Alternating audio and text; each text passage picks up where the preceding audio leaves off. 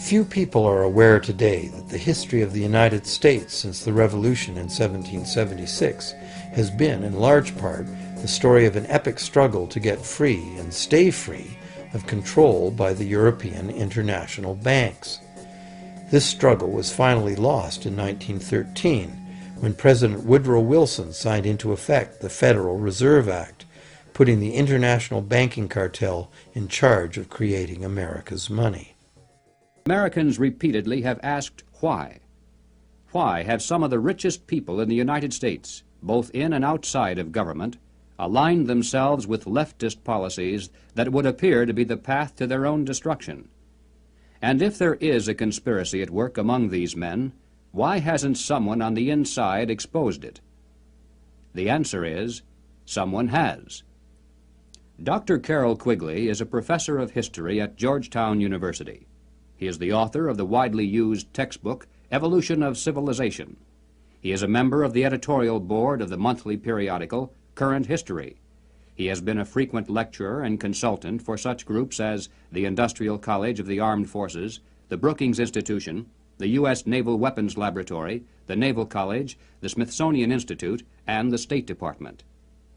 Dr. Quigley also has been closely associated with many of the family dynasties of the super-rich. He is, by his own boast, an insider with a front-row view of the world's money power structure. When Dr. Quigley wrote this 1,300-page book of dry history entitled Tragedy and Hope, it was obvious that it would never be read by the masses. It was intended for the intellectual elite. And to such a select readership, Dr. Quigley cautiously exposed one of the best-kept secrets of all time. But he also made it quite clear that he was an extremely friendly apologist for this group, and that he fully supports their goals and purposes.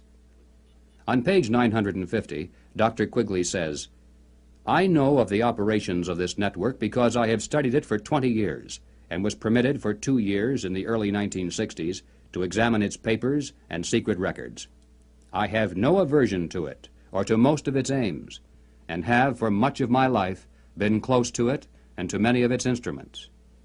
In general, my chief difference of opinion is that it wishes to remain unknown." Dr. Quigley points out that during the past 200 years, while the peoples of the world gradually were winning their political freedom from monarchies, the major banking families of the world were nullifying the trend toward representative government by setting up new dynasties of political control, but behind the scenes, in the form of international financial combines. These banking dynasties had learned that all governments, whether they be monarchies or democracies, must borrow money in times of emergency, and that by providing such funds from their own private resources, with strings attached, of course, gradually they could bring both kings and democratic leaders under their control. Dr. Quigley believes that people should be more familiar with the identities of these clever banking dynasties. They include such names as Baring, Hambros, Lazard, Erlanger, Warburg, Schroeder, Seligman, the Spires, Mirabeau, Mallet, Fuld, and above all, Rothschild and Morgan. It should be noted that while the Rothschilds and other Jewish families cooperated together in these ventures, this was by no means a Jewish monopoly, as some have alleged. Men of finance of many nationalities and many religious and non-religious backgrounds collaborated together to create this superstructure of hidden power. Its essence was not race, nor religion, nor nationality. It was simply a passion for control over other human beings. Dr. Quigley identifies this group simply as the international bankers. These are not the same as the local commercial bankers with whom we deal in everyday life. International bankers deal not with the general public, but with the industrial giants of the world, with other financial institutions, and especially with governments. The key to their success has been to control and manipulate the money system of a nation, while letting it appear to be controlled by the government. The net effect is to create money out of nothing, lend it to the government, and then collect interest on it, a rather profitable transaction, to say the least. For example, in 1694, international banker William Patterson, obtained the charter of the Bank of England, and the power over England's money system fell into private hands. In a boastful mood, Patterson said, "The bank hath benefit of interest on all moneys which it creates out of nothing." 230 years later, Reginald Mackina, British Chancellor of the Exchequer, said, "The banks can and do create money, and they who control the credit of the nation direct the policy of governments and hold in the hollow of their hands the destiny of the people." Turning to the United States, Dr. Quigley tells us, "The structure of financial controls created by the tycoons of big banking and big business in the period 1880 to 1933 was of extraordinary complexity, one business fief being built on another, both being allied with semi-independent associates, the whole rearing upward into two pinnacles of economic and financial power. One, centered in New York, was headed by J.P. Morgan and Company, and the other, in Ohio, was headed by the Rockefeller family.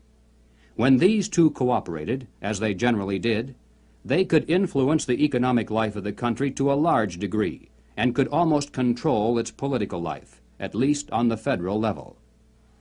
In the United States, it was inevitable that the international banking interests would attempt to establish the same kind of private monopoly over the money system that they had achieved in England, France, Germany, Italy, and Switzerland. The same formula would be used: make it look like a government operation, but keep the control in private hands. John D. Rockefeller had purchased the Chase Bank, and his brother William bought the National City Bank of New York. The Rockefeller Chase Bank was later merged with the Warburg's Manhattan Bank to form the Chase Manhattan, one of the most powerful financial combines in the world today. Acting in concert with the Morgan banking dynasty, they spent untold millions of dollars to promote legislation that would grant to them a private franchise over this nation's money system. To sell this scheme to the voters, the monopolists created the propaganda line that the proposed banking law somehow would work against the monopolies.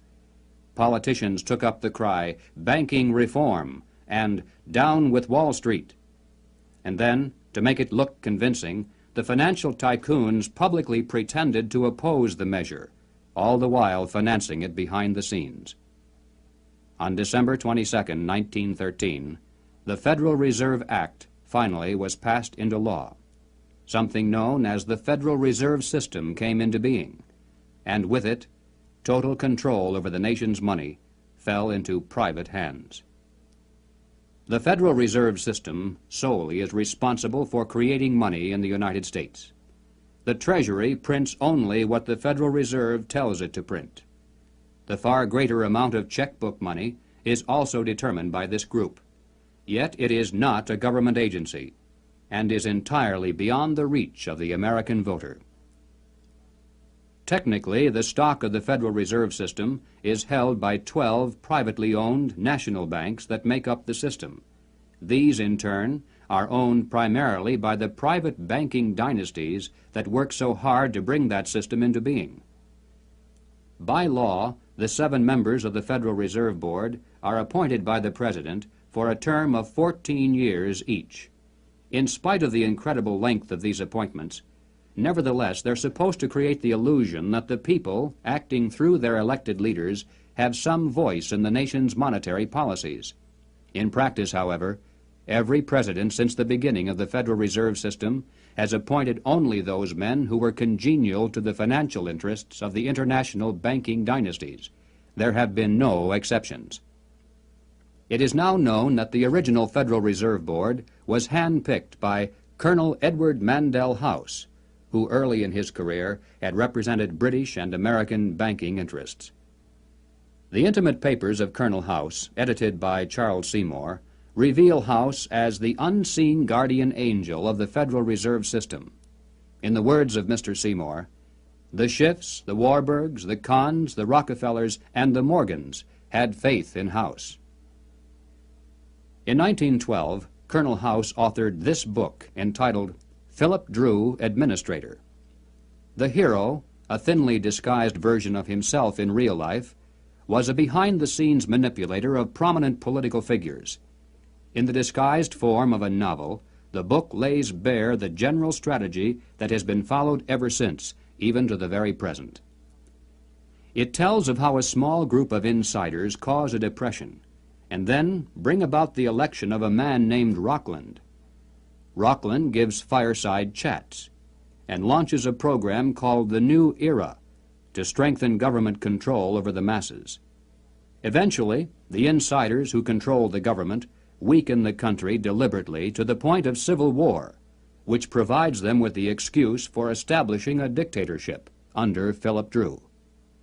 Colonel House was the man who selected Woodrow Wilson as a presidential candidate and later became his principal advisor. Wilson was totally dependent on House for all political decisions. He was his alter ego. The president himself had written, "Mr. House is my second personality. He is my independent self. His thoughts and mine are one. If I were in his place, I would do just as he suggested." When the federal government goes into debt, it borrows that money from the Federal Reserve System. The national debt presently is at the 400 billion mark. Just to pay the interest on this debt, taxpayers are forced to contribute over $20 billion every year. And remember, that is interest on money created out of nothing.